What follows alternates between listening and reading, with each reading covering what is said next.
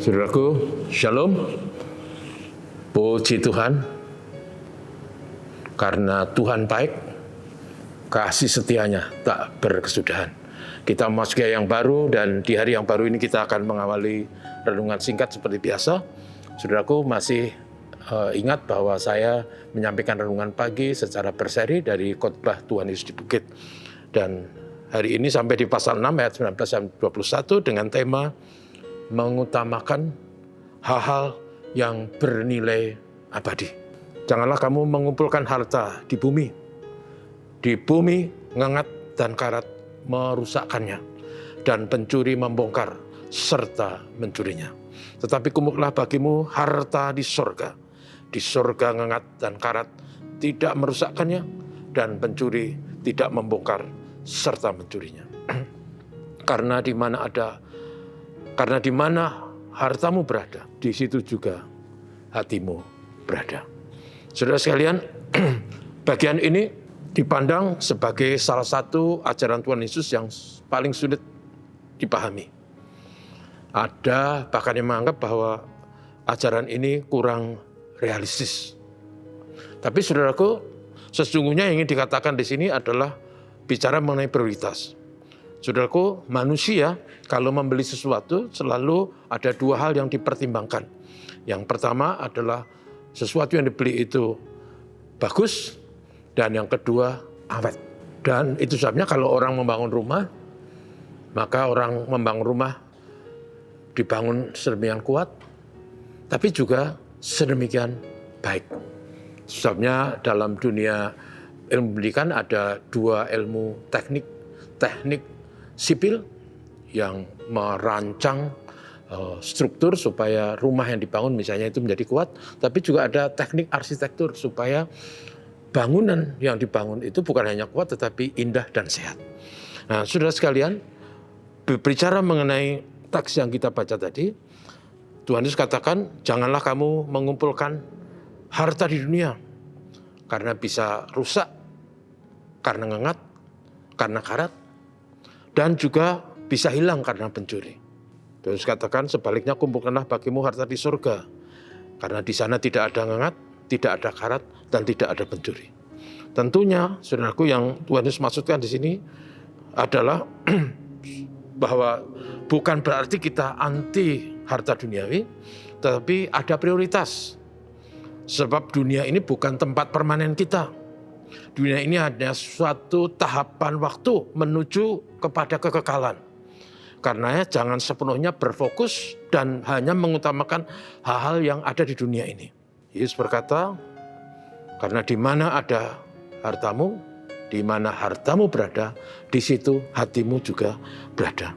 William Barclay, seorang ahli Alkitab, selaras dengan teks itu, dia mengatakan bahwa kalau orang mencintai harta dunia dan menjadikan prioritas utama, maka seluruh ruangan hatinya tidak tersisa untuk perkara rohani, tidak tersisa untuk Tuhan. Dengan kata lain, kalau orang menomorsatukan harta duniawi, maka dia akan abai terhadap perkara-perkara surgawi, abai terhadap perkara-perkara yang bernilai abadi.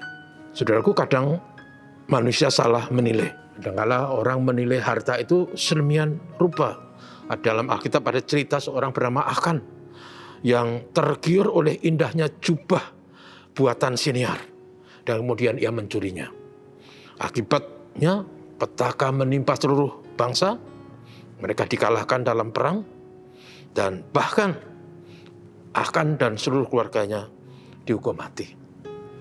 Yosua 7 ayat 21. Juga cerita tentang seorang hamba bernama Gehasi, hamba Nabi Elisa, yang pada waktu dia melihat bahwa Nabi Elisa menolak pemberian dari seorang bernama Naaman, panglima Raja Aram, yang telah disembuhkan oleh Elisa dari sakit kustanya. Kemudian dia datang dan ingin memberi pemberian, tapi Elisa menolak.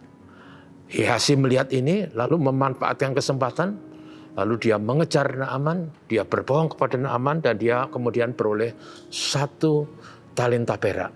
Itu kira-kira 33 kilogram. Jumlah yang sangat besar dalam konteks zaman itu. Dia bisa beli kebun, bisa beli rumah, bisa beli macam-macam. Dan juga dia dapat 2 potong atau 2 pakaian. Nah, saudaraku, tapi akibat dari itu, Kustan Aman melekat di Gehazi, bahkan kepada keturunannya.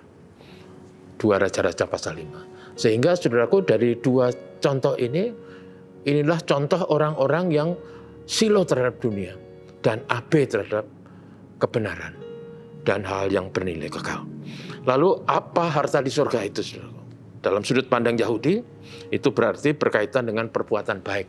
Memang selalu dalam sudut pandang Yahudi begitu. Perbuatan baik itu seperti harta surgawi.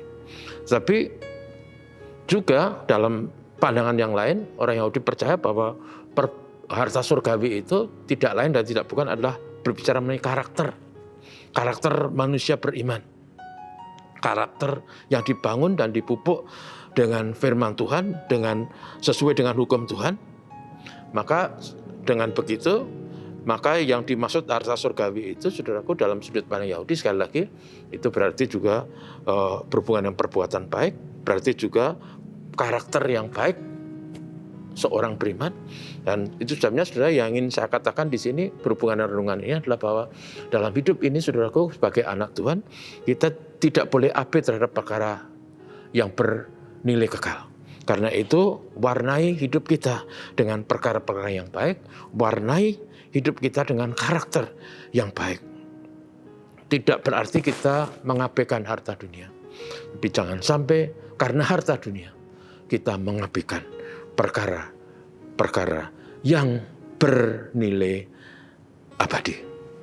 Karena itu, saudaraku, demi hidup yang abadi, mari kita selalu pikirkan dan usahakan untuk mencari dan mengutamakan hal-hal yang bernilai abadi dengan membangun hidup karakter Kristen kita sesuai dengan firman Tuhan.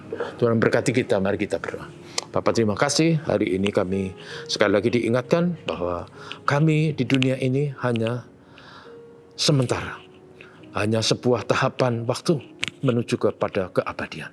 Karena itu tolonglah kami supaya kami selalu takut akan Tuhan, tolonglah kami supaya kami hidup sesuai dengan kehendak Tuhan, tolonglah kami supaya kami tidak silo terhadap dunia ini dan berbuat kebodohan.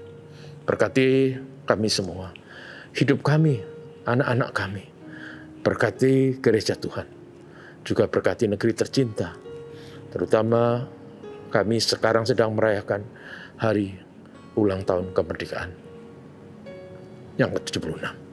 Kiranya Indonesia maju, Indonesia damai, Indonesia menjadi hunian nyaman bagi seluruh warga bangsa. Terima kasih Tuhan. Ini doa kami dalam nama Yesus. Amin. Terima kasih, selamat pagi saudaraku.